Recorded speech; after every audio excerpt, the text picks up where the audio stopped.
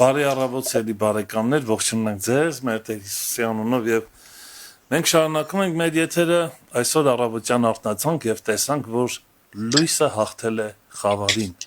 Իսկ մենք սիրում ենք լույսը, նրանք ովքեր սիրում են լույսը, սիրում են նաեւ Հիսուսին, նրանք ովքեր սիրում են Հիսուսին, ունեն իրենց մեջ լույսը եւ ճանաչում են նրան։ Այդպես է ասում Հովհաննեսը։ Այսօրվա թեման ուրեմն Աստված խավարը լույսը զատեց խավարից, այդպես է վերնագիրը, որ մեզ սիրելի Հովհաննես եղբայրն է բերել։ Հովհաննես եղբայր, շատ շնորհակալ ենք։ Միացար մեզ եւ ուրախ ենք շատ եւ սիրով լսում ենք քեզ, միանգամից անցնենք թեմային։ Այո, եղբայրս, շնորհակալ եմ։ Բարևում եմ բոլոր մեր ունկնդիրներին։ Այս թեման երկար ժամանակ ինձ մտորման եւ փնդրտուքների ուրեմն թեմա է եղել, որովհետև շատ գաղտնիքներ են թաքնված այս խոսքի մեջ, այն աստիճան, որ ես հիմա էլ միջև վերջ դեռ փնտրում եմ, այսինքն չունեմ վերջնական պատասխան, պարզապես ուզում եմ բաժնեկցել բոլորի հետ, որ երբեմն գիտես Աստծո խոսքը մեր առջև դնում է որոշակի փաստ, այդ փաստը որպես Աստծո խոսք մենք հավատացյալ ենք, հավատում ենք, որ ճշմարտության հետ գործ ունենք, քանի որ Աստծո խոսքն է, բայց դժվարիմաց բաներ են, այսինքն անպայման պետք է հայտնվի եւ քանի որ հայտնողը Տերն է, նա գիտի պատշաճ ժամանակը, թե երբ է հայտնելու եւ ինչ չափով, ուրեմն մեր հոգեվոր հասակի համեմատ անշուշտ։ Ուրեմն այս թեմաներից մեկն էլ սա է։ Ինչու է այս տեսակ ուրեմն գաղտնախորհուրդ սա, որովհետեւ տեսեք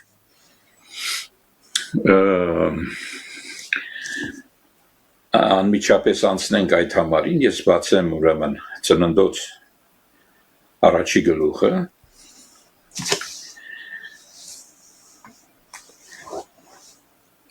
արդեն երկրորդ համարից, որտեղ առաջինը ինքնամփոփ մի բան է ասում է սկզբում Աստված ստեղծեց երկինքը եւ երկիրը եւ վերջակե, ուրեմն այդտեղ ինչ-որ որոշակի բան է ասում եւ միտքը կանգնում է եւ հետո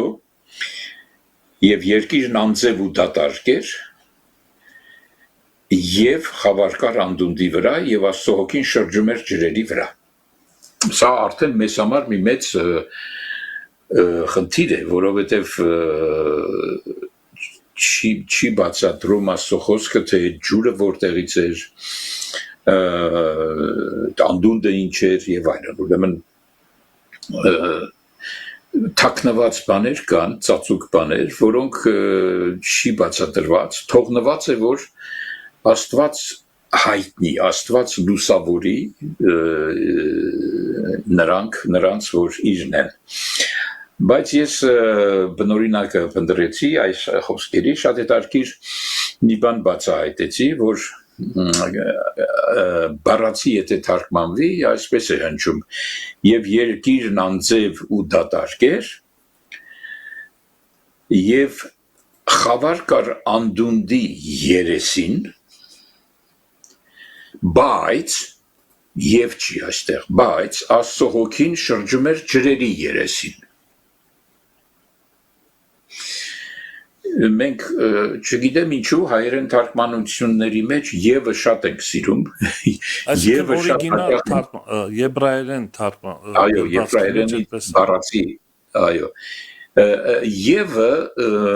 եբրայերենը շատ չունի եւի փոխարեն ունի բայց իսկ այո այսպիսով եւ այլն բայց մենք ամենտեղ եւ ենք գրել ես դա նկատեցի որտեվ երբ որ խորը ուսումնասիրություն ես անում դա նշանակություն ունի եւ ուրիշ բան է բայցը ուրիշ բան է այսինքն կարա փոխի միտքը Իհարկե, տեսնում ես այստեղ հետարքիր բան ունենք։ Խավարը անդունդի երեսներին է, բայց Աստծոհոգին ջրերի երեսներին է։ Այսինքն ոնց որ շեշտվի, որ Աստծոհոգին չէր կարող դանել անդունդների երեսին լիներ, հատուկ ջրերի երեսին է, եւ թե այսինքն տարբերությունն է տալիս անդունդի, անդունդը տարբեր է ջրերից, անդունդը որոշակի ուղղվածություն կա, Եվը չի տալիս այդ ուղղվածությունը, եւ թե հետո ինչ է նշանակում այդ անդունդը, ինչ է ջուրը, դա էլ խնդիր է։ Ես հիմա դրա մասին չէ որ պիտի խոսեմ, ամեն դեպքում ուզում եմ ցույց տալ, անդունդը միշտ մենք նկատում ենք, որ ինքը վատ իմաստով է միշտ հնչում Աստվածաշնչի մեջ։ Վատ իմաստով այն պատճառով, որ անհայտ է, այսինքն ավելի շուտ։ Ոչ միշտ, որովհետև Աստված ինքը անդունդների երեսին շրջան դրեց, ասում է Առակաց գիրքը։ Անդունդները երեք բնույթ ունի Սուրբ գրքի մեջ, նախ նշանակում է ջրի խորունկ տեղերը, դրան կոչում է անդունդ, այսինքն անհայտ է, հատակը չի երևում, ամեն դեպքում անհատակ բնույթը ունի, ոնց որ ռուսները բեզդնա են ասում, բեզդնա, այսինքն առանց հատակի, եւ երկրորդ մի տեղից մյուս տեղ անցնելու անհնարինությունը, քանի որ նույն պատճառով, քանի որ հատակ չունի, եւ երրորդը անդունդների, այսինքն ամեն կողմից հատակ չունի, դա արդեն Աստծո բնակավայրի նման է, այսինքն անըմբռնելի է դա արդեն անդունդներով շրջապատ, դա նշանակում է անհատակ ինչ-որ մի բան, այսինքն բաժանարար ինչ-որ իմաստ ունի իր մեջ, եւ բաժանարար եւ անհասանելի, հասկացա, անհասանելի եւ իհարկե վտանգավոր, որտեղ մեկ որ անդունդի մեջ գտնի որ հատակ չունի, չգիտես ինչ պիտի լինի։ Այսինքն սահմանը փորձել է խախտի, կարելի է այսպես բան ասել։ Ուրեմն, բայց ուզում եմ ասել, որ այստեղ շատ հետաքրքիր է այս երևույթը, մեր լսողները կարող են մտորել եւ շարունակել փնտրել, որտեղ իրոք որ խորհրդավոր բաներ են։ Կներես Հովանես եղբայր, շատ չեմ խոսալ, ուղղակի այս պահը մի փոքր։ Այսինքն Աստծո հոգու տիրույթի մասին է խոսում, Աստծո հոգու տիրույթը ջրերի վրա է, որն է նաեւ Աստծո խոսքի իմաստը գուցե։ Աստծո հոգին, այսինքն Աստված ինքը, որովհետեւ Աստված հոգի է, Աստված հոգի է, Աստծո հոգին, այսինքն որպես հոգի, այնպես չի որ ինչ որ առանձին բան է։ Աստված ինքը իր ներկայությունը շրջում էր ջրերի երեսին։ Ուրեմն խավարը անդունդի երեսների վրա էր, բայց Աստծո հոգին այնտեղ չէր։ Աստծո հոգին ջրերի վրա էր։ Այս է շատ հետաքրքիր։ Եվ շարունակությունը արդեն այս տեսակ ընթերցումից հետո ավելի հետաքրքիր է դառնում, որովհետև ասում է եւ Աստված ասեց, այսինքն նույն այդ հոգին, որ շրջում էր ջրերի վրա, ասեց. լույս լինի եւ լույս եղավ։ Եվ Աստված տեսավ լույսը, որ բարի է, եւ Աստված բաժանեց լույսը խավարից։ Եվ Աստված լույսը կոչեց ցերեկ եւ խավարը կոչեց գիշեր եւ իրիկուն եւ առավոտ առաջին օր։ Ուրեմն այստեղ էլ զարմանալի է, որովհետեւ սա արեգակի պտույտի մասին չի, որտեղ արեգակը դեռ երրորդ օրն է, կարծեմ, որ պետք է մեջտեղ կար։ Ուրեմն այստեղ գաղտնիք կա, թե այս գիշերը ինչ գիշեր է եւ ցերեկը ինչ ցերեկի մասին է, որը մենք փորձենք այսօր մի քիչ բարձել։ Ամեն դեպքում եւ այստեղ իրիկուն եւ առավոտ դա էլ 24 ժամվա մասին չի խոս, այսինքն երբ որ արևը դուրս է գալիս կամ մայր է մտնում, սա էլ չի։ Իսկ առաջին օրը նույնպես ուրեմն եթե դուք ուսումնասիրեք բնօրինակը, անգամ մեր գրաբար թարգմանությունը, որ ավելի մոտ է բնօրինակին, չի ասվում առաջին, հապա օր 1, օր մի, ինչպես գրաբարն է ասում։ Այդ մեկը շատ կարևոր բառ է մանավանդ հրեաների համար, եղած բառն է, որը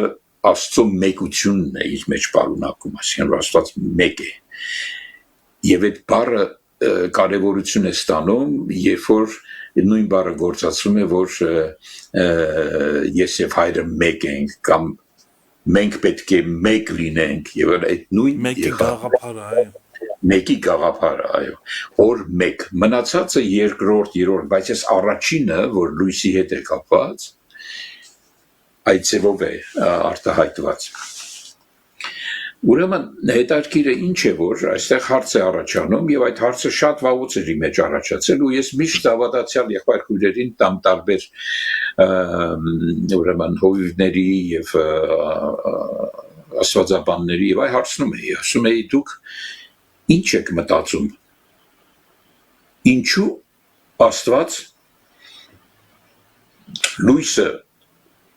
ասեց թող լինի եւ եղավ, տեսավ որ բարի է եւ անհրաժեշտ եղավ լույսը խավարից զատել։ Ընդհանրապես մենք երբ որ մտնում ենք մութ սենյակ, լույսը վառում ենք, էլ կարիք չունենք, հետո էլ չգիտեմ ինչու լույսը խավարից զատել։ Այսինքն նպատակը Ավտոմատ զատվում է։ չքանում է խավարը, խավար չկա։ Այո։ Բայց այստեղ մենք մի հատ զարմանալի բան ենք տեսնում,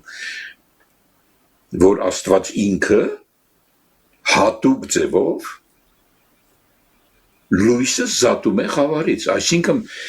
ինչպես կարելի է լույսը խավարից զատել, երբ որ խավարը լույսի բացակայությունն է, երբ որ լույս կա, խավար չկա։ Լույս չկա, խավար է։ Բայց այստեղ լույս կա,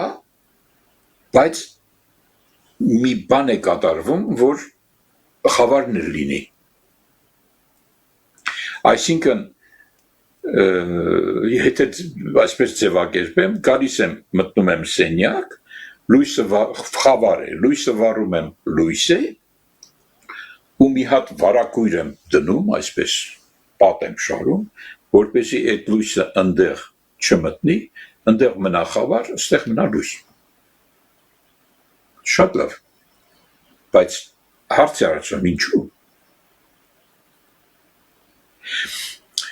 Իր համար դա ինչ է նշանակում։ Իր համար զարմանալի բան կարդացի, ուրեմն Սաղմոս 139-ի մեջ, կարդամ տեսեք, Սաղմոս 139, ուրեմն 12 համար, ասում է, մութն էլ քեզ համար խավար չի, գիշերներ ցերեկի պես լույս է, խավարներ լույսի պես է քեզ համար։ Նշանակում է այդ բաժանումը, որ ինքը արեց, այդ ինքը իր համար չի։ Ինքը չունի այդ բաժանումը, իր համար նայել է լույս, սայել է լույս, որովհետև ինքը ամեն ինչ տեսնում է, ինքը տեսնում է նաև ինչ որ խավարի մեջ կա։ Այս մասին Դանիել Մարգարեն էլ է ասում, դա էլ փորձենք ուրեմն կարդալ, Դանիել 2:22 ասում է նա է խոր եւ ծածուկ բաները հայտնողը, որ գիտե մութի մեջ եղածը եւ լույսը նրա հետ է բնակվում։ Մութի մեջ եղածը գիտի։ Այսինքն այդ լույսը խավարից զատելը իր համար չի իրականում, ոչ թե իր համար չի, այլ ինքը ոնց որ մտադրված ձևով դա անում է։ Սա է խորհուրդը, որ զարմանալի է, որ երբ որ փորձում ես այս հարցի պատասխանը գտնել։ Ուրեմն ծածուկ բաները հայտնող նշանակում է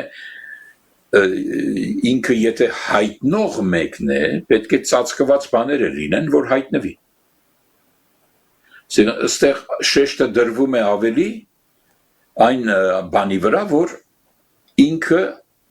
հայտնվի, ինքը հայտնող է։ Այդ իր հայտնվելու պատճառով է, որ պետք է ծածկված բաներ լինեն, որ հայտնվեն։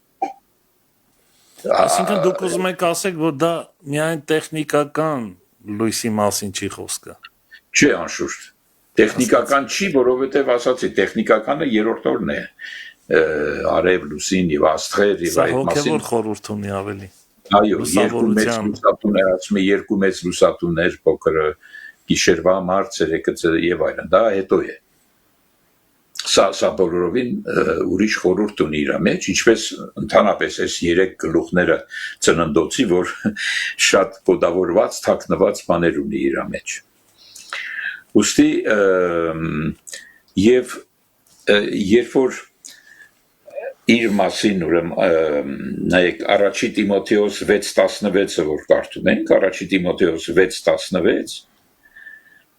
մեզ ասում է կամ կներեք առաջի Տիմոթեոս մի վարքյան 6:16 այո առաջ սխալ բացեցի պարզապես Կորինթացից բացեցի ուրեմն առաջ Տիմոթեոս 6:16 որ միայն նա ասում է անմահություն ունի անմատույց լույսի մեջ բնակված անմատույցը անմերձենալին է կամ անհասանելի լույսի մեջ բնակված որ մարդկանցից ոչ ոք չտեսավ եւ ոչ էլ կարող է տեսնել նրան լինի պատիվ եւ զորություն հավիտյանս ամեն ասում է այսինքն նրա ինչ ով լինելն է առաքյալը ցույց տալիս ու նաեւ փառաբանում է այսինքն դա ցույց է տալիս իր ըմբռնում է այդ մեծության հանդեպ տեսնում է դրա մեծ խորհուրդը եւ անմատույց լույսի մեջ բնակված եւ այդ անմատույց լույսի մեջ բնակվածի համար չկա ոչ գիշեր ոչ մութ ոչ այսինքն նա արարել է դա բայց իր համար դա բոլորովին տեսանելի է բաց է թափանցիկ է ոչ մի արգելք չկա իր համար տեսնելու այդ ամեն ինչը Սա ինչ կարևորություն ունի, որովհետև մենք գիտենք, որ Աստծո հիմքը նա է, որ ինքը իրեններին ճանաչում է։ Նա տեսնում է նաև նրանց, որ իրենը չեն, այսինքն եւ լույսի մեջ, եւ խավարի մեջ ամեն ինչ իր համար լույս է, ամեն ինչ հայտնի է։ Պարզապես ինչու է պետք այդ երկու միջավայրը։ Ըստ որում Աստված ինքը լույս է։ Ինչ է նշանակում խավար, նշանակում է, որ իր բացակայությունն է, իր երեսը ծածկել է, այսպես ասել։ Այսինքն կա չերևացող կողմը, կա երևացող կողմ, Եթե Աստված լույս է եւ այդ երեսը ծածկես, այդ լույսը ծածկես, այնտեղ կլինի խավար իհարկե։ Ուստի, բայց դա ինքը արել է որոշակի նպատակով, ինքը տեսնում է, նա դա արել է Դրա համար ասացի, որ շեշտը ոչ թե դրվում է գիշերվա կամ ցերեկվա վրա, շեշտը դրվում է իր հայտնվելու գործընթացի վրա։ Իսկ որպեսզի հայտնվի,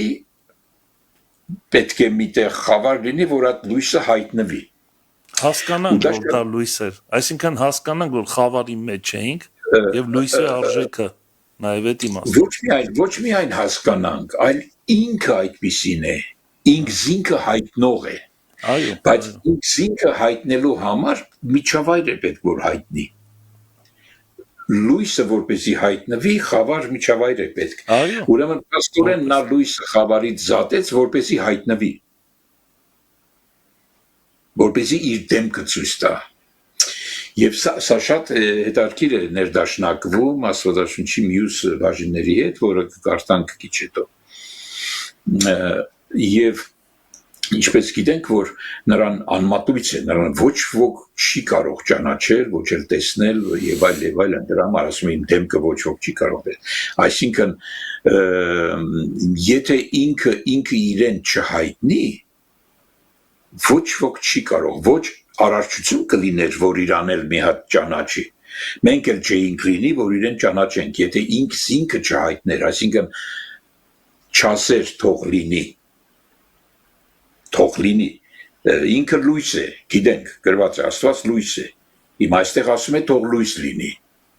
Ինչ է նշանակում։ Ինքը լինի, չէ, ինքը հայտնվի որպես լույս։ Այստեղ է գաղտնիքը,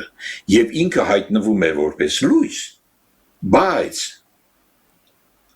ինչ որ մի բան է անում, զարմանալի, այդ լույսը խավարից զատում է։ Այսինքն ինքը իրեն թաքցնում է, որպեսզի հայտնվի իր արարչությանը, լինի ամբողջ արարչությունը լինի մենք։ Բայց հետաքրքիրը այս է, որ սա ինքն է անողը։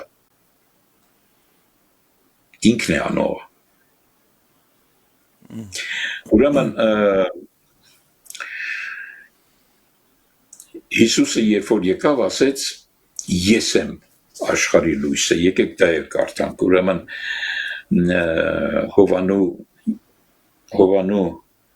8-րդ գլխի 12 համարը ասում է. Արդ Հիսուսը դարձյալ խոսեց նրանց հետ եւ ասեց. Ես եմ աշխարհի լույսը, ով որ իմ հետևից գա, նա խավարում չի գնա, այլ կյանքի լույսը կընդունի։ Փաստորեն այդ խավար ասածը, որ Աստված ինքը հատուկ ձևով թույլ տվեց որ գոյություն ունենա, նրա համար է, որ իրենները այդտեղ չմնան, նրանք ովքեր իրեն պիտի հետևեն։ Հիշում եք Հիսուսի պայմանը իրեն հետևելու։ Անձը ուրանա, խաչի դիրքը բռնել եւ իրեն հետևել այդ տեսակ է լինում։ Ուրեմն ասում է ես եմ աշխարհի լույսը, ով որ իմ հետևից գա, նա խավարում չի գնա, չի քայլի, այլ կյանքի լույսը կընդունի։ Հովհաննեսը մի ուրիշ տեղ ասում է, եթե լույսի մեջ քայլենք, ինչպես ինքը լույսի մեջ է, հաղորդություն կունենանք միմյանց հետ եւ Քրիստոսի անունը մեզ կմաքրի ամեն մեղքերից։ Մենք քայլողներ ենք, բայց լույսի մեջ։ Խավարը մեր ետևում է, մեր շուկն է խավարը։ Որքան մոտենանք լույսին, այնքան խավար առաջացնող, շուկ առաջացնող մեղքը կմաքրվի եւ մենք վերջի վերջով կդառնանք թափանցիկ, ինչպես ինքն էր լույսի մեջ է, որտեղ ինքը քայլելու պետքություն չունի։ Ինքը է այդ լույսը, տեսնում եք։ Ուրեմն իրեն հետևելու պայմաններն էլ մեր սեփական եսի մեղավոր բնույթի մահն է, որպեսզի իր լուսավոր բնությունը մեզ փոխարինի եւ դառնա տնորենը այս մեր մարմնի եւ նրա բոլոր հատկությունների եւ կարողությունների տերը։ Ուրեմն այստեղ նոր կտակարանը մեզ մի տեղ կա, որ հիշեցնում է այս թող լույս լինի այս հանգամանքը։ Եվ այդ միակ տեղը ուրեմն Կորինթացիների մեջ է, երկրորդ Կորինթացիների 4-րդ գլխի մեջ է։ Ուրեմն բայց ես պիտի կարդամ հիմա 3-րդ համարից։ Այստեղ մենք կտեսնենք երկու միջավայր։ Մեկը խավար միջավայր է, կամ գիշեր, մյուսը լույսի միջավայր է, կամ ցերեկ։ Ուրեմն ասում է, իսկ եթե մեր ավետարանը ծածկված է լինի, նա կորածների մեջ է ծածկված, որոնցում այս աշխարհի Աստվածը այն անհավատների սրտերը կուրացրեց, որ Քրիստոսի փառավոր ավետարանի լուսավորությունը չծագի նրանց վրա, որ աներևույթ Աստծո պատկերն է։ Շարունակում է ասելով շատ կարևոր մի բան, որովհետև մենք ոչ թե մեր անձերն ենք քարոզում, այլ Տեր Հիսուս Քրիստոսին եւ մեզ ձեր ծառաներ Հիսուսի համար։ Սա ինչի է ասում այս երկու միջավայրների մեջտեղում, որպեսզի ցույց տա, որ մեր սեփական անձերի վերաբերյալ չի խոսքը եւ ոչ էլ մեր սեփական անձերն ենք քարոզում։ Սա ես կարծում եմ, որ շատ կարևոր խոսքեր են բոլոր նրանց համար, ովքեր Աստծո խոսք են քարոզում, ինձանից սկսած։ Ուրեմն եւ շարունակում է հաջորդ կարևոր բանը, որովհետև Աստված, որ ասեց, թե խավարիչը լույս ծագի, ինքը մեր սրտերի մեջ ծագեցրեց Աստծո փառքի գիտության լուսավորությունը տալու համար Հիսուս Քրիստոսի դեմքում։ Բայց այս գանձը ունենք հողի անոթներում, որ զորության գերազանցությունը Աստծունը լինի եւ ոչ թե մեզանից։ Պողոսի միտքը շատ հետաքրքիր է։ Նա այս միտքը երկու մասի է բաժանում։ Առաջինը ասում է, որ ուրեմն որպեսզի Քրիստոսի փառավոր ավետարանի լույսավորությունը չծագի նրանց վրա, որ աներևույթ Աստծո պատկերն է, զարմանալի է, խիստ է թվում, բայց փաստ է, ինչպես ասացի, մենք աստվածաշնչյան փաստերի առաջ ենք, եւ որպես հավատացյալ, թեև դժվար իմաց է, չեն կարող հասկանալ, բայց մենք հավատում ենք, որ սա ճշմարտություն է, նախ եւ առաջ սկսում ենք այդտեղից, սպասելով, որ Աստված հայտնի շատ կարևոր բաներ, ուրեմն կորածների մեջ է ծածկված, ասում է, եւ այս աշխարհի Աստվածը, մենք գիտենք ով է այդ աշխարհի Աստվածը, նրանց անհավատների ոչ թե ուրեմն սրտերը կուրացրեց դրա համար դարձան անհավատ, այլ գրած է անհավատների սրտերը կուրացրեց, զարմանալի, ոնց որ մի կատեգորիա կա, որ անհավատ է, կորսված է եւ նրանց սրտերը նա կուրացրեց, որ Քրիստոսի փառավոր ավետարանի լուսավորությունը չծագի նրանց վրա։ Հովանես եղբայր, մի կներես ընդհատելուց համար, այստեղ խոսում է կուրության մասին, կարծում ես, որ կուրությունը հավասարազոր է խավարում բնակվելու հետ նույն իմաստով։ Այո, իհարկե, հենց դրա մասին է։ Քանի որ լուսավորության մասին է խոսում, այսինքն Քրիստոսի փառավոր ավետարանի լուսավորությունը, իսկ կույրը այդ լուսավորությունը լինի չլինի, իր համար միևնույն է։ Նա չի տեսնում, նա կույր է։ Սովորական կյանքի, այսպես ասած, կուրության մեջ, նորմալ է դա համար, այսինքն այդ իմաստով։ Այո, իհարկե, մենք սովորականի բառեր ենք գործածում, ուրիշ միջոց չունենք, երկնային բառեր չենք կարող գործածենք, մենք երկրի վրա ենք եւ երկրային բառերով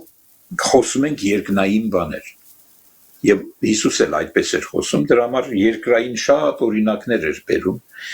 որպեսզի ցույց տա երկնային բաներ, հոգեվոր բաներ։ Բայց այս նույն փառքը, ավետարանի լուսավորությունը, ուրեմն սրանց վրա չի ծագում, սա խավար միջավայրն է, իսկ մյուսների վրա ծագում է։ Բայց խնդիրը նրանումն է, որ ըստ ընդհանուր սուրբ գրային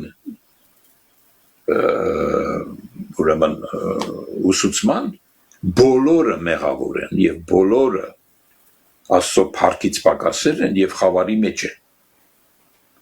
Բոլորը ունեն մեղավոր բնույթ, բոլորի մեջ էլ մեղքի օրենք կա։ Բոլորը։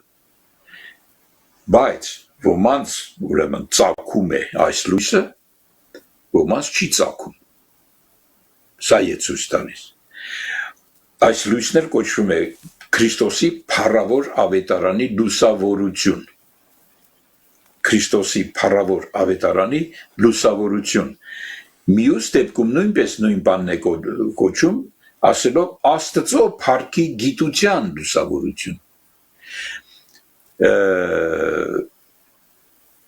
տալու համար Հիսուս Քրիստոսի դեմքումը նույն բանն է Հիսուս Քրիստոսի դեմքում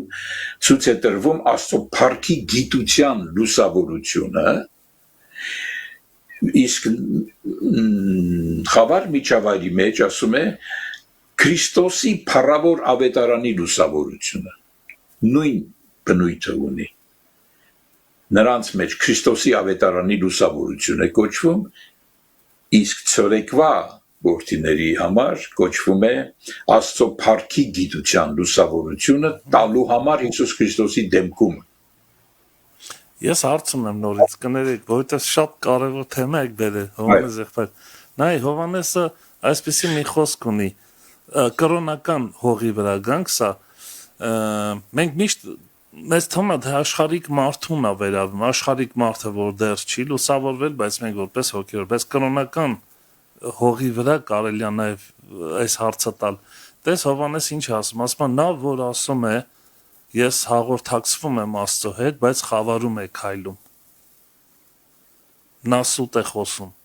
Նկատում եք, սա կրոնական նաև իմաստ ունի իր մեջ, ինչ մեկնություն կտակ սրան, այս խավարի և լույսի այս խառնուրդ ինչ-որ մարդը, որ սարքում է։ Այո, դա իհարկե դա էլ է Աստծո հայտնի նրա առջև ոչ մի տակում բան չկա մանավանդ սրտեր քննող Աստված է եւ բնական է որ գոյություն ունի ճշմարտություն եւ գոյություն ունի սարկած ճշմարտություն այսինքն ճշմարտանման սարկվում է ինչպես օրինակ այն օրգանիզմը որը Քրիստոսի մարմինն է հանկարծ դառնում է օրգանիզացիա այսինքն կազմակերպություն մարդը սկսում է կազմակերպել այսա շատ խորը տեղեր է տանում մեր թեման դրա մասին չի բայց ամեն դեպքում մենք միշտ այս երկու այս միջավայրների գաղափարը ունենք եւ այդ երկու միջավայրները Աստված թեև իր համար չկա նա տեսնում է ամեն իր համար ամեն ինչ լույս է բայց այս երկու միջավայրները ինքը մտադրված թույլ տվեց որ դա լինի մեկ նպատակով որպեսզի ինքը արտահայտի ինքը իրեն հայտնի ես կասեի ավելի զարմանալի բան կարող է ոմանք համաձայն չլինեն բայց մենք ինչ ենք տեսնում մենք տեսնում ենք որ Աստված լույսը խավարը լույսից զատում է հետո իրեններին որ լույսով որդի են իրականում բայց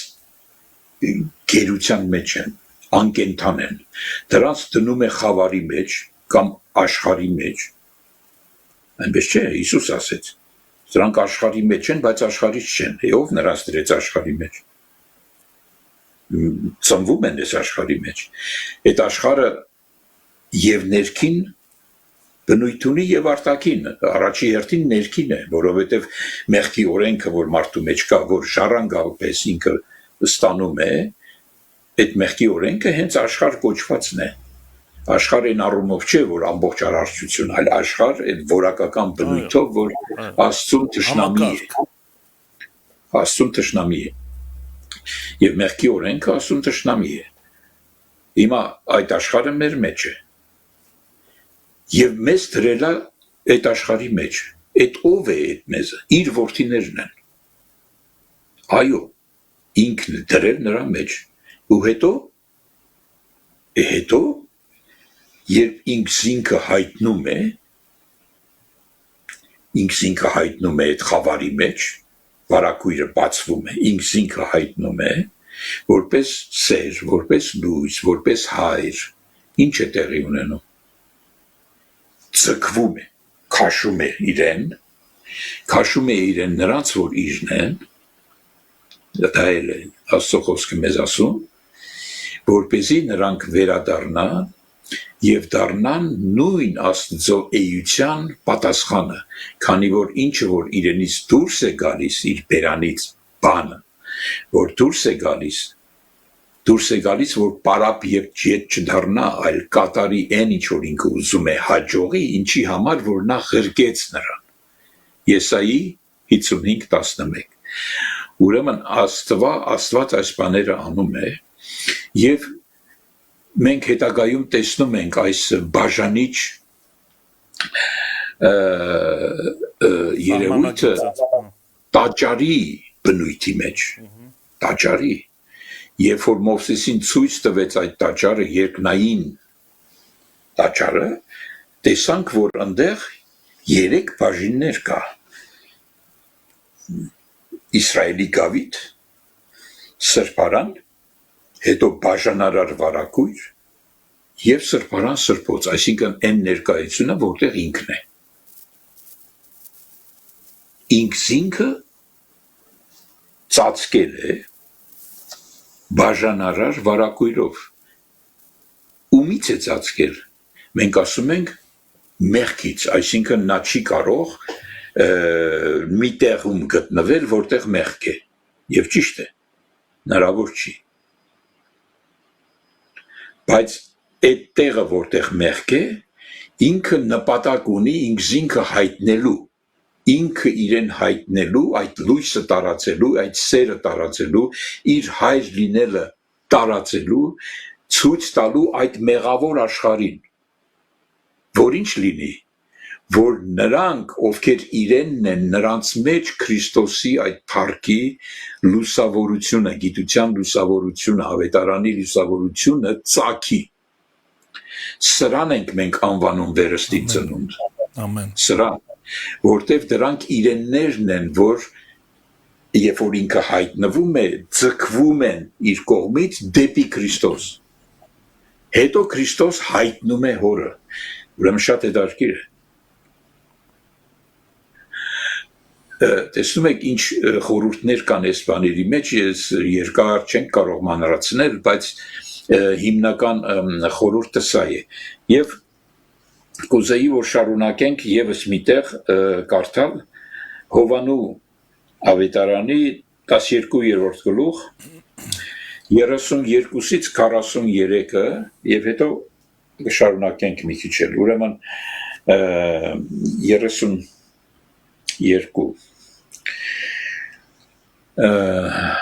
ասում է. «Եվ ես երբ որ բարձրանամ երկրիցը, ամենքին կքաշեմ ինձ մոտ։ Եվ այս ասում էր, որ ցույց տա, թե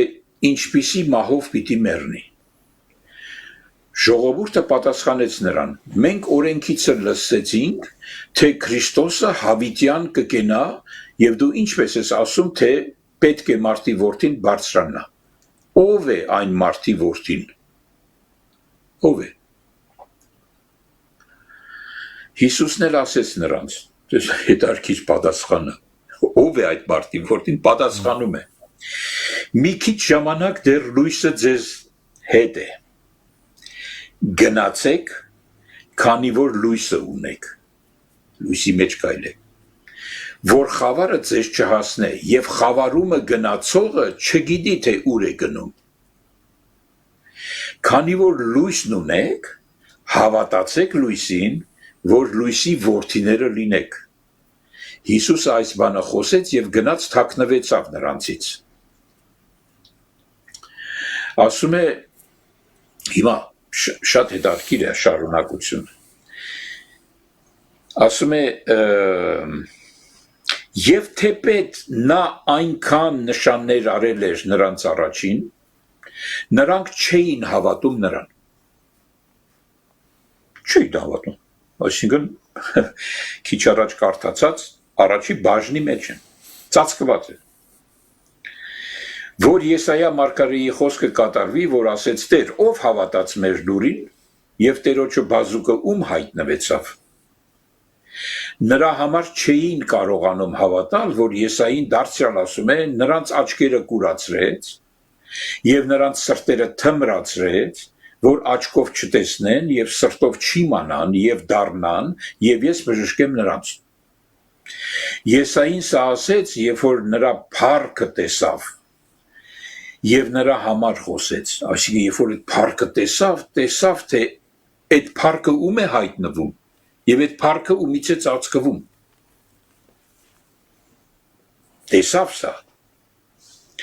բայց եւ անպես իշխաններից շատերը հավատացին նրան,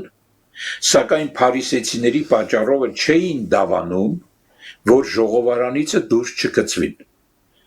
որովհետև մարդկանց փառքը ավելի սիրեցին, քան թե Աստծո փառքը։ Շատ զորավոր խոսքեր են։ Ճշմարտությունը թաքցնում էին, որպեսզի իրենց կազմակերպությունից չվրընդեն։ Ինչու՞, որովհետև մարդու փառքը ավելի սիրեցին, քան Աստծո փառքը, իսկ Աստծո փառքը այդ լուսավորվածությունն էր ավետարանի։ Տեսնում ես ինչի մասին է խոսքը։ Թեև հավատացին, բայց մենք գիտենք, որ Հիսուսը իրեն հավատացած հրեաներին վերջը ասեց, դուք սատանայի որդի եք, ձեր հայրը սատանան։ Եվ շարունակենք մի քիչ էլ։ Եվ Հիսուսը աղաղակում էր եւ ասում. Ինձ հավատացողը չէ թե ինձ է հավատում, այլ ինձ ուղարկողին։ Այսինքն ինքը որպես մարդ ուներ իր եսը, բայց այդ եսը նույնացած էր հոր հետ, նույնացած էր Աստծո հետ, չկար այդ եսակենտրոն բնույթ չուներ Հիսուսը, քանի որ մեղքի օրենք չկար մեջը։ Սա է գաղտնիքը։ Եվ ինձ տեսնողը ինձ ուղարկողին է տեսնում։ Ես լույս եկա աշխարհը, որ ամեն ինձ հավատացողը խավարի մեջ չմնա։ Դու տեսնում ես, ուրեմն ինքը խավար սարքեց, ինքը հայտնում է իրեն խավարի մեջ, եւ իրենները հավատում են, ձգվում են, որ խավարի մեջ չմնան, այսինքն դառնան պատասխանը այն բանի, որ Աստծո բերանից դուրս եկավ, որտեղ սա է իր ուզածը։ Վերջին հաշվով իր էության ամբողջական արտահայտությունն է սա։ Դուրս եկավ եւ վերադառնում է, որ ամբողջանա։ Եվ եթե մեկը իմ խոսքերին լսե եւ չհավատա, ես չեմ դատի նրան, որովհետև ես չեկա, որ աշխարհը դատեմ, այլ որ փրկեմ աշխարհը։ Ինձ անարգողը եւ իմ խոսքերը չընդունողը ունի իրան դատողին այն խոսքը, որ ես խոսեցի։ Նա գտատե նրան հետին օրը։ Որովհետև ես իմ անձիցը չխոսեցի, բայց ինձ ուղարկող հայրը նա պատվեր տվավ ինձ, թե ինչ պիտի ասեմ եւ ինչ պիտի խոսեմ։ Ահա Աստծո որդին, որ հոգով է առաջնորդվում։ Մեզ օրինակն է, մեր մոդելն է, որ մեր եսը չխառնվի ամեն ինչի մեջ։ Ամեն։ Եվ գիտեմ, որ նրա պատվիրանքը հավիտենական կյանք է։ Ուրեմն ինչ որ ես խոսում եմ, ինչպես հայրն ասեց ինձ, այնպես եմ խոսում։ Սա շատ կարևոր ուրեմն բաներ է ցույց տալիս նորից լույսի եւ խավարի հետ կապված, բայց մենք մի քիչ էլ կշարունակենք, մի քիչ ընթերցանությունը շատ եղավ, բայց Աստծո խոսքն է։ Այն փաստերն են, որ մեր առջև դրված է, եւ մենք, ասում եմ, մենք հավատացյալ ենք եւ հավատում ենք, որ այս խոսքերը ճշմարտություն են։ Եվ սրանց ենք հավատում, որպեսզի հետո, երբ որ հավատանք, Աստծո կողմից մեզ հայտնություն դառնան, հայտնություն տրվի, որ գիտենանք, գիտենալուց ճանաչենք, ճանաչելուց հետո էլ միգուցե կհասկանանք, երբ որ մեր ուսուցիչը Սուրբ Հոգին մեզ սովորեցնի։ Ամեն։ Ուրեմն ես ուզում եմ նաև մենք կցեցենք առաջի Թեսաղոնիկեցիս 5-րդ գլուխ 5 համարից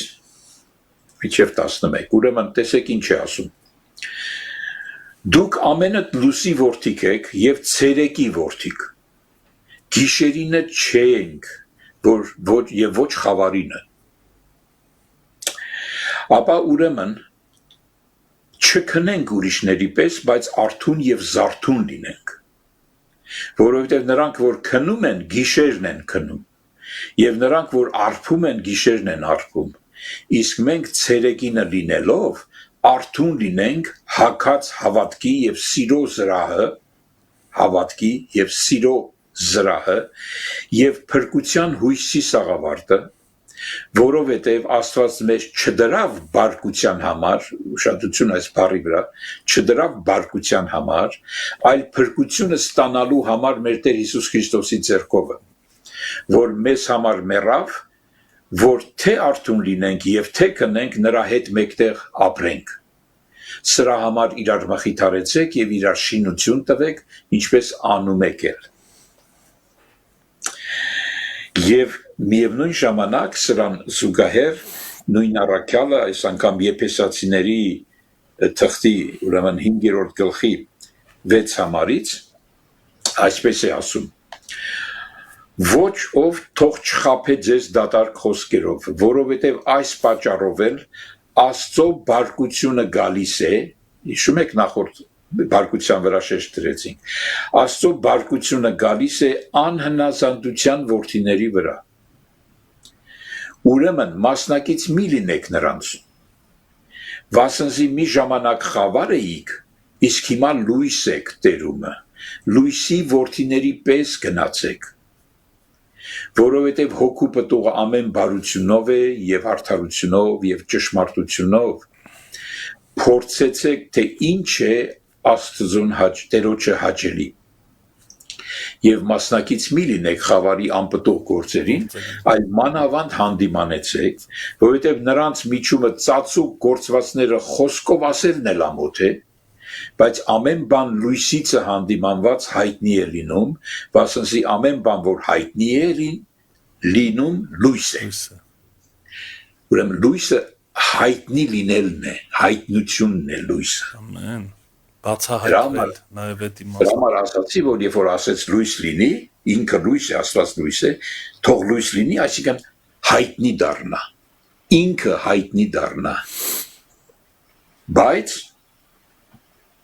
թույլ է տալիս մի հատ վարակույր, որից ենքում խավար է։ Իր բացակայությունն է միևնույն ժամանակ, համ հայտնի է դառնում, համ ստեղծում է մի միջավայր, որի մեջ հետո հայտնի պիտի դառնա, որի մեջ պիտի հայտնվի որպես այդպիսին, ոնց որ ես ասում եմ, որպես սեր, որպես լույս եւ որպես հայր պիտի հայտնվի։ Եվ սա իր էությունն է, ինքը լույս է, ինքը հոգի է, ինքը սեր է, ինքզինք է արտահայտում եւ քանի որ արտահայտում է պետք է պատասխան գա։ Այստեղ է այդ խավարի բաժանման գաղտնիքը, թե ինչու բաժանեց այդ լույսը խավարից։ Իրենից ստեղծեց ինքը եւ իր ծածկված իրավիճակը։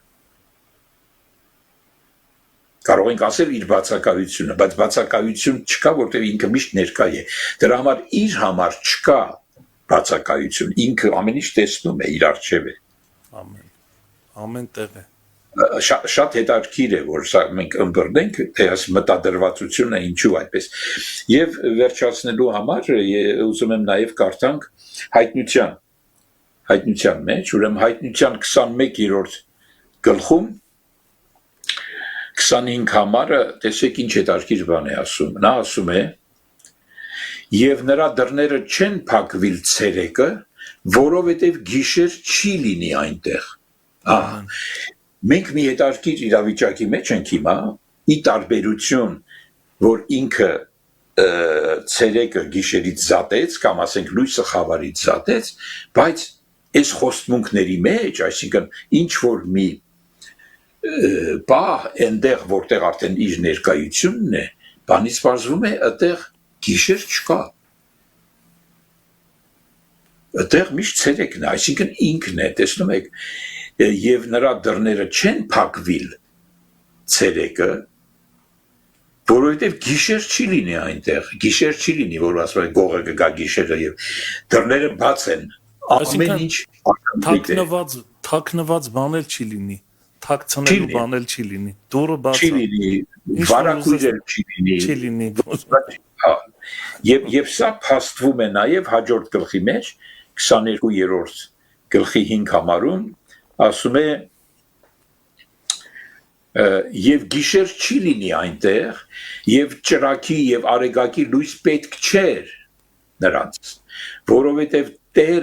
Տեր Աստվածը լուսավորում է նրանց եւ կթակավորեն հավիտյանս հավիտենից։ Ուրեմն գալիս է մի այնպիսի իրավիճակ, որ ես միշտ ինձ հարց էի տալիս, Տեր Աստված, դու ասեցիր լույս լինի, լույս եղավ, եւ ինչի էր պետք խավարը։ Ես ասում եմ, մտնում ես սենյակ, լույսը վառում ես, լույս է։ Նպատակը այն է, որ լույս լինի եւ խավարը չքվում է։ Բայց այստեղ մի հատ զարմանալի բան ենք տեսնում։ Ոնց որ մտադրված ձևով, այո, ինքը իրեն հայտնում է որպես լույս, բայց ծածկում է ինքը իրեն ինչ որ մի միջավայրի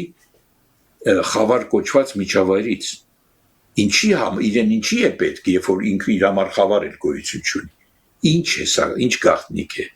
Ավասիկ մեզ փորձեցի մի քիչ ուրեմն թափանցել այս բաների մեջ, իհարկե շատ քիչ։ Սա այնպիսի թեմա է, որ հարցեր են առաջանում եւ այլ, բայց լավ է, որ առաջանում է։ Այո։ Որպեսզի մենք փնտրողներ լինենք։ Փնտրողներ, եւ Աստված սիրում է փնտրողներին, որպեսզի հայտնվի, որպեսզի գտնեն իրեն։ Դրա համար է ինքը ծածկել, որ փնտրենք։ Ուրեմն բոլորս միասին լինենք փնտրողներ, որովհետև Աստվածաշունչը մի այնպիսի լույս է, որին ձգտելու եւ փնտրելու գործընթացը կոչվում է միևնույն ժամանակ Աստծո որդիների աճ, նրանց նմանվելը Տեր Հիսուս Քրիստոսին, սիրո ճանապարհով, որպեսզի դառնանք ինչպես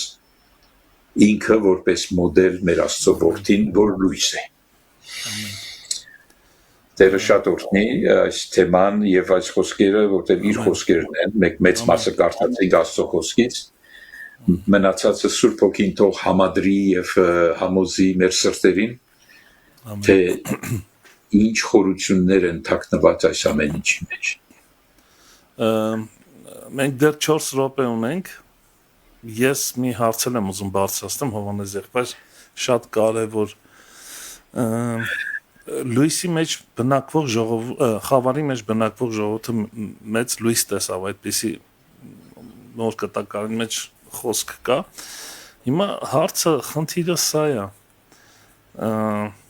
Շատ դեպքերում այսպիսի երևույթ կա։ Մենք խավարի մեջ ենք, բայց մեզ թվում է, թե մենք լույսի մեջ ենք։ Եվ ինչպես դուք բերեցիք մեջտեղ այս մի խաբվեք բառը, հարցս ուզում եմ այսպես ձևակերպեմ, ինչպես է հասկանում մարդը, որ ինքը խավարի մեջ է, ինչ է պահանջվում իրանից հասկանալու համար, եւ ինչպես է հասկացվում սա, որ նա բացահայտել է, որ խավարի մեջ է եւ լույսի կարիք ունի,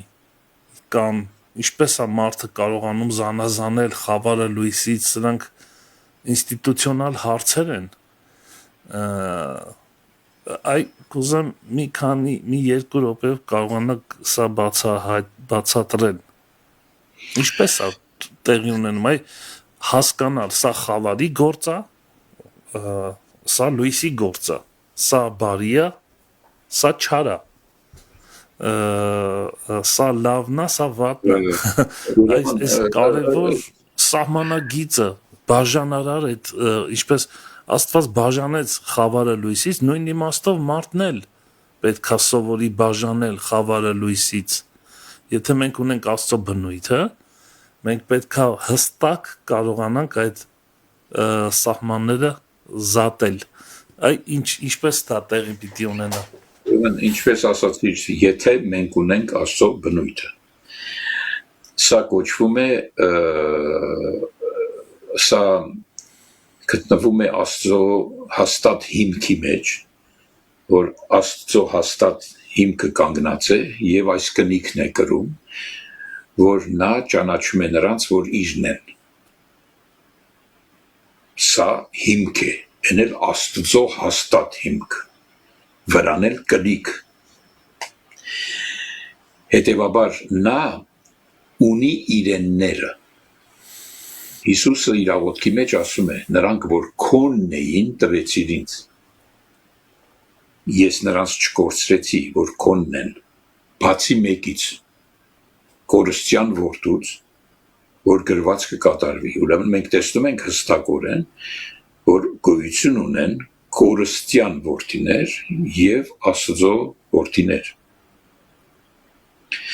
Աստված, երբ որ իր ճշմարտությունը, իր սերը, իր լույսը, իր հայր լինելը հայտնում է այդ խավար միջավայրի մեջ, նրանք, ովքեր իրենն են, այսինքն ունեն ճշմարտություն կոչված գենը իրենց մեջ, նրանք պատասխանում են այս ճշմարտությանը։ Խոսքը ճշմարտություն է, հոգին, որ կա այդ խոսքի մեջ, ճշմարտության հոգի է, այդ հոգուց ծնվածը հոգի է, նրան էլ է անունը ճշմարտություն, երբ որ ճշմարտության հոգին թափանցում է երկսայրի սուրի պես, մտնում է միջև մեր հոգու և ոգու ամբողջ բանի ակունքը, ընդեղ չի ասում գնում է բաժանում է, շատ սխալ են հասկանում մարդիկ, գնում է միջև բաժանմունքը, ոչ թե բաժանելու, այսինքն միջև ակունքները, միջև խորքը, մեր գեների մեջ է մտնում, սենց ասեմ, և այնտեղ ճանաչություն է տեղի ունենում, վկայություն է տեղի ունենում, որ սա Աստծո որդի է։ Եվ քանի որ որդի է, որովհետև որդի է, Աստված իր որդու հոգին դնում է կամ տարածում է նրանց սրտերի մեջ, որով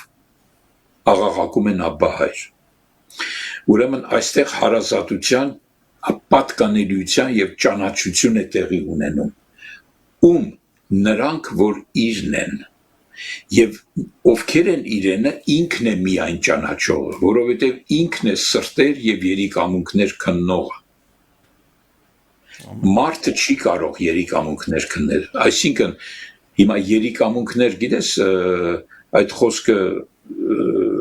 հին ուխտի մեջ տարածվեց,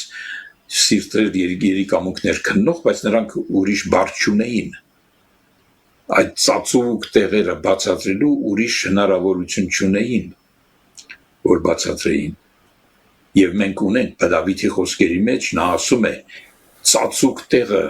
կազմավորվեցի, այնպիսի մի տեղ, որ ոչ մի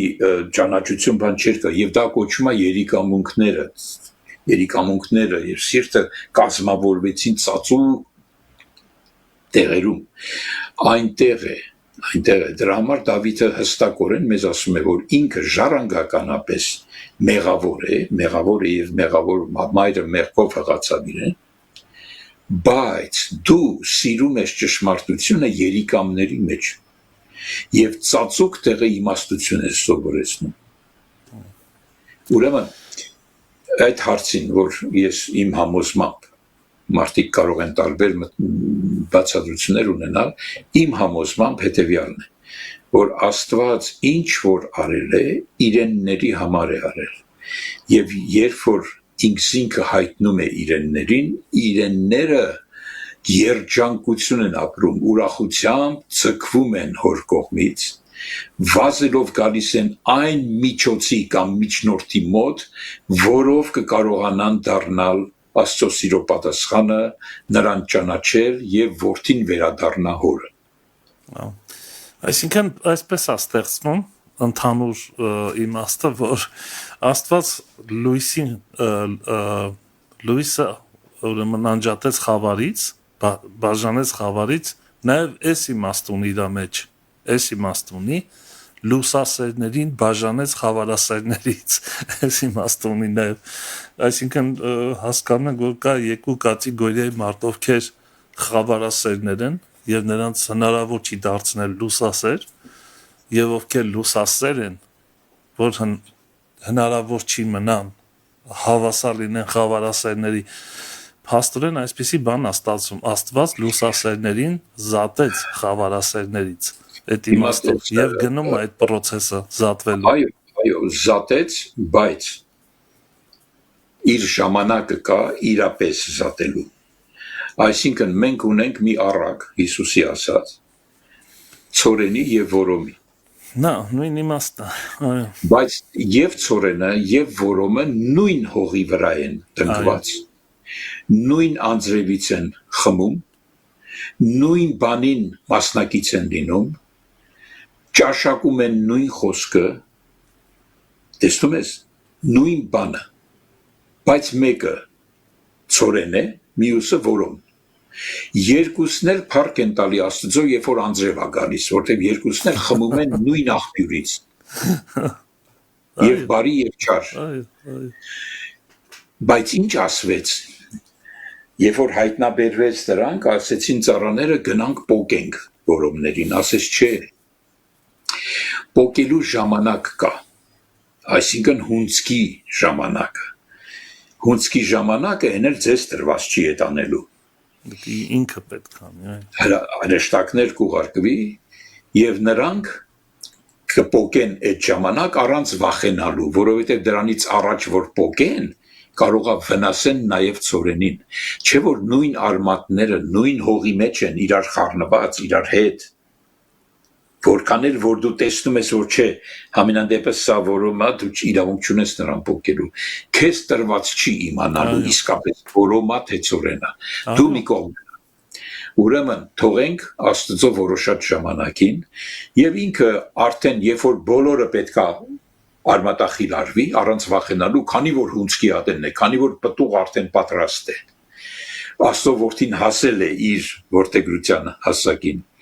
Արդեն որդիների հայտնվելու ժամանակն է։ Այդ ժամանակ բոլորը միասին հնձվում են եւ հետո որոմները առանձնացվում են այրելու համար, իսկ ծորենը շտեմարանի համար։ Եվ հստակորեն Հիսուս երբ որ բացատրեց աշակերտներին, քանի որ խնդրեցին, ասեցին մեզ բացատրի, բանը չհասկացանք։ Այս որոմի բանը։ Ասեց որոմը չարի որդիներն են, իսկ ծորենը Աստծո որդիներն են։ Սրանից ավելի հստակ ասել չէր կարող։ Voilà։ Ուրեմն թողտերը օրհնի, նորից ինձ թվում է քո հարցը այս ձևով պատասխանվեց։ Այո, շնորհակալ եմ, Հովհաննես եղբայր, Տեր օրհնի շատ։ Այո, որովհետև ցավոք սրտի մենք դարերով դեռ սկսած երկրորդ, երրորդ դարերից եսակենտրոն ավետարան ենք կարոզում։ Ամեն ինչ կենտրոնացված է մեր եսի վրա։ Որովհետև մեր ազատակամությունը հռչակելով մենք դարձրեցինք ավետարանը եսակենտրոն։ Սխալ ըմբռնում տեղի ունեցավ մեր ազատակամության վերաբերյալ։ Հակասություն մեջտեղ եկավ, պատմականորեն գիտենք կալվինիզմ, արմինյանիզմ եւ այլ։ Ուրեմն այդ պայքարը լույսի պակասության պատճառով էր, որտեղ ոչ նա ոչ մյուսը չկարողացան հասցնել միջև վերջ իրենց թեզերը։ Չունեին համապատասխան լույս։ Հետևաբար ես նրանց էլ կխնդրեի, որ այս հարցը ուսումնասիրեին, թե ինչու Աստված լույսը խավարից զատեց։ Այ հարց, ինչու։ Մեր եղբայրներ քույրերը կարող են իրենց կոմենտների մեջ փորձեն պատասխանել, ես շատ ուրախ կլինեմ, տեսնեմ ինչ են մտածում, արդյոք ինչի էր պետք զատել լույսը խավարից, այսինքն լույս եղավ, բարի էր, ամեն ինչ լավ էր, թող լույս մնար, ոնց որ մենք հայտնության մեջ կարդացինք, ոնց որ այդ ժամանակ է, այսինքն լույս է, խավար չկա, գիշեր չկա, պետք էլ չի, որտև ինքն է, այնտեղ էլ էր ինքը,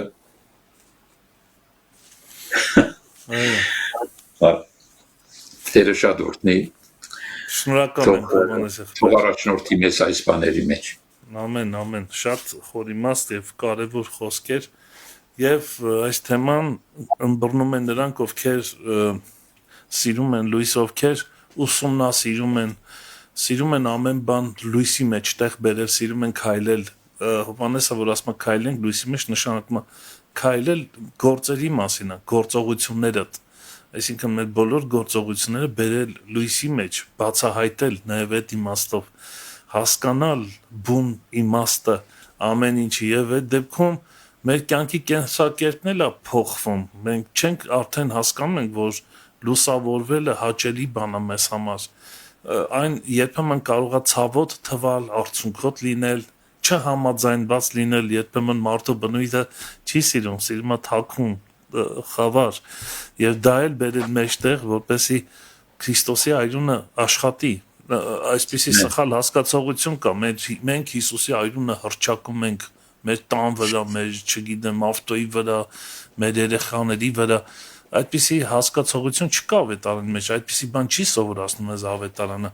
Քրիստոսի այրունը հռչակել պետք չի երբեք, այդպիսի արտահայտություն չկա, ոչ մի առաքյալ չի արել, Քրիստոսի այրունը հռչակելու կարիք չկա, եթե մենք լույսի մեջ ենք, նա այսպես ասած ավտոմատ ձևով սկսում է աշխատել մեր կյանքում եւ դա մենք այսպես շոշափելի ձևով հասկանում ենք եւ միայն այդ դեպքում սա աքսիոմա է ինչպես դուք եք ասում այդ բառը սիրում եմ այդ բառը այնպես որ Հովհաննես եղբայր լուսավորվելը լավ բան է մարդը միշտ իր բնույթով սիրել է թաքուն չերևա չիմանան այսպես ասած էլի անգամ քրիստոնյաների մեջ այսպեսի արտահայտություն եմ լսել Facebook-ով, որ շատ իմ համար տարօրինակ է։ Պետք չի որ շատ բան իմանան քո մասին, թաքուն պահի, չգիտեմ, այն ինչ որ դու ծրագրել ես թաքուն արա, որ չնախանձեն, վատաշկով քեզ չնայեն։